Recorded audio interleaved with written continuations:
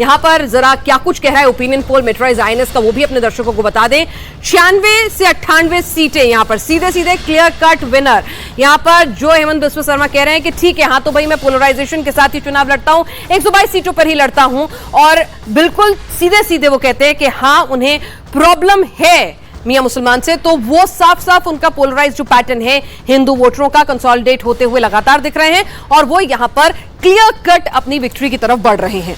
कांग्रेस की बात करें, होपफुल थी वो कह रही थी कि नहीं वहां पर वो कुछ ना कुछ सेंधमारी कर पाएगी, कुछ ना कुछ कर पाएगी। ऐसा कम से कम ये ओपिनियन पोल नहीं कह रहा है। 26 से 28 सीटें यहां पर जा रही हैं। तो कांग्रेस के जो अरमान थे कि शायद कुछ एंटी इनकम्बेंसी होगी, शायद वो यहां पर कुछ सेंधमारी कर पाएंगे, ऐसा बिल्कुल नजर नहीं आ रहा है। अन्य के खाते में बमुश्किल 2 से 8 सीटें यहां पर जाती हुई दिख रही हैं। एक क्विक रिएक्शन, क्योंकि ये मेट्रोराइज मनोज जी आप ही ने ये पोल किया है, उसके बाद फिर बाकी सबसे अगला सवाल लेती हूं। असम, मैंने पहले भी बोला था कि एक कुछ मुख्यमंत्री भारतीय जनता पार्टी कैसे हैं जिनके बदौलत आप उस राज्य के चुनाव को जीत कर आ सकती हैं। केंद्र का समर्थन और उनका व्यक्तिगत रूप से वहां पे एक अच्छा कार्य अपने पार्टी के लिए, अपने वोटरों के लिए जो किया गया है, उसमें से एक आसाम भी है। आप ये कह सकती हैं कि फायर ब्रिगेड बहुत पॉपुलर, कही आम जनता के लिए, आम जनता के बीच में काम करने वाला नेता और अपने आप को जोड़कर काम करने वाला नेता आसाम में है, जो भारतीय जनता पार्टी को पूरी तरह से वहां पे जीत की तरफ लेकर जा रहे हैं। दूसरी बात होगा कि इस बार पहली बार आसाम में यह होगा कि भारतीय जनता पार्टी अपने बदौलत वहां पे फुल मेजोरिटी की सरकार लेकर आएगी।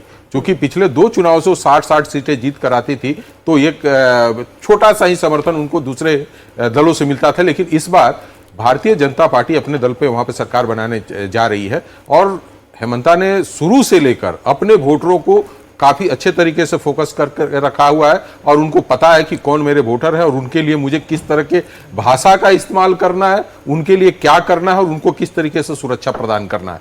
असम में पिछले कई दशकों तक बड़ी अशांति रही है, चाहे बांग्लादेशी जो मुसलमान थे वो असमिया मुसलमानों के साथ उनका अपना मतभेद भी था, और आम हिंदू जो वहां वोटर थे किस तरह से प्रभावित हुए हैं।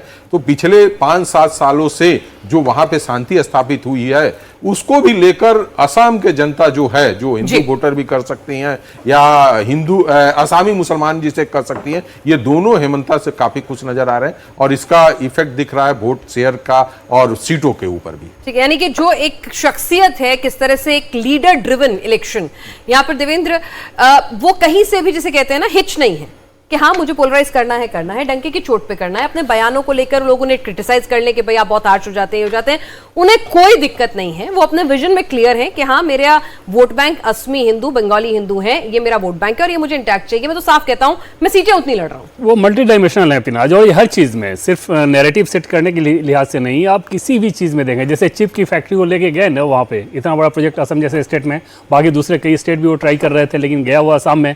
तो हेमंत बिस्वा शर्मा को बखूबी मालूम है कि इस इलेक्शन को हमें कैसे लड़ना है, हमको गवर्नेंस कैसे करना है, हमको अपने लोगों के साथ कैसे खड़ा रहना है। और एक तरह से आप कह सकती हैं कि वन मैन शो जिसे कहते हैं ना, असम की पॉलिटिक्स वो उसी रूप में करते हैं। वहाँ पे बीजेपी के प्रदेश प्रभारी हैं, संगठन महामंत्री हैं, प्रदेश अध्यक्ष हैं, लेकिन उन सब पूरे सिस्टम में अगर बात कीजिए तो आपको सब समझ में आएगा कि ये सब बस कहने के लिए हैं असल में वहाँ पे मुख्यमंत्री हेमंत बिस्वा शर्मा, जो इस पूरे चुनाव को अपने हिसाब से ड्राइव कर रहे हैं। और क्योंकि वो रिजल्ट दे रहे हैं, तो उस रिजल्ट के हिसाब से आप समझा जा सकता है कि पार्टी आलाकमान ने भी एक तरह से उनको फ्री हैंड दे रखा है। और पार्टी आलाकमान के हिसाब से आप देखें तो अपेक्षाकृत कम एनर्जी लगता है। जैसे गृहमंत्री अमित शाह की बात करें, जो कि किसी भी बीजेपी के इलेक्शन का वो एक्सिस होते हैं, तो वो असम में अपेक्षाकृत कम समय देंगे, वो ज़्यादा समय देंगे बंगाल में, उसके बाद उनके पास जो समय रहेगा उसको तमिलनाडु में देंगे। हालांकि वो असम में आज थे, लेकिन वो अपेक्षाकृत कम समय, कम फोकस, क्योंकि उनको पता है कि यहाँ से रिजल्ट हमें बहुत अच्छे तरीके से मिल रहा है और यहाँ का इलेक्शन मैनेजमेंट एकदम से सेफ हैंड में है, जो कि रिजल्ट दे देगा। तो हेमंत बिस्वा शर्मा की एक खासियत है कि वो खुलकर जाते हैं अपने पॉलिटिक्स में, उसमें कोई लिहाज नहीं करते। और आपको पिनाज हैरानी होगी ये जान के कि एमएलए के कंस्टिट्यूंसी वाइज अगर आप उनसे डाटा मांगे तो सिर्फ एमएलए कंस्टिट्यूंसी नहीं, वो बूथ के हिसाब से आपको डाटा दे सकते हैं कि किस बूथ पर बीजेपी को कितने वोट आएंगे और बीजेपी के खिलाफ कितने वोट जाएंगे। तो इस प्रकार की तैयारी होती है उनकी। तो तैयारी पूरी है, और जिस तरह से वो अपने आप को, अपनी आइडियोलॉजी को लेकर भी, जिसे कहते हैं ना, कहीं भी वो सॉरी नहीं है, बहुत क्लियर कट है और क्लियर विजन के साथ चल रहे हैं। तो यहां पर एडवांटेज उनको मिलती दिख रही है और इसीलिए जीत की हैट्रिक भी लगा रहे हैं। लेकिन समीर चौगांकर जी, यहाँ पे गोगोई साहब का क्या मतलब? बहुत बुलिश है कांग्रेस उनको लेकर, बहुत उम्मीदें पालती है। हालांकि हेमंत बिस्वा शर्मा तो उनका कच्चा चिट्ठा परिवार का ऐसा खोल के रख देते हैं कि फिर ऐसा लगता है कि भाई इन्हें आगे करा ही क्यों जा रहा है। तो कांग्रेस वहां से सीधे सीधे कि नहीं, अब नहीं आ रही है पिक्चर में दोबारा वापस, no bounce back, no anti incumbency. देखिए अब कांग्रेस क्या करेगी, कांग्रेस के पास आसाम में कोई विकल्प भी नहीं है। आपके पास या तो तरुण गोगोई थे, तरुण गोगोई नहीं तो उनके बेटे गौरव गोगोई, जो कांग्रेस के अंदर चला था, परिवारवाद जैसे चलता है कि भाई सेंटर में गांधी परिवार है तो हर राज्य में एक एक परिवार की जो राजनीति चलती है, वो आसाम भी उसी का रहा।